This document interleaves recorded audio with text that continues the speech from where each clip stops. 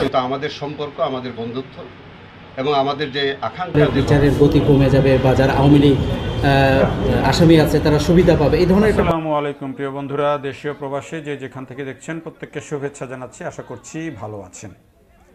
আন্তর্জাতিক অপরাধ ট্রাইব্যুনাল, যেটি ছিল গত 1.5 বছরেরও বেশি সময় ধরে দেশের অন্যতম শীর্ষ আলোচিত সংবাদের কেন্দ্রবিন্দু এবং যেখান থেকে সাবেক প্রধানমন্ত্রী শেখ হাসিনার ফাঁসির রায় হয়েছে, সেই আন্তর্জাতিক অপরাধ ট্রাইব্যুনাল নতুন নির্বাচিত সরকার দায়িত্ব নেয়ার 1 সপ্তাহের মধ্যে চিফ প্রসিকিউটর তাজুল ইসলামকে সরিয়ে নতুন আরেকজন চিফ প্রসিকিউটর নিয়োগ দেওয়া হয়েছে এবং তিনি হলেন আমিনুল ইসলাম। অর্থাৎ তাজুল ইসলামের জায়গায় এখন এসেছেন আমিনুল ইসলাম।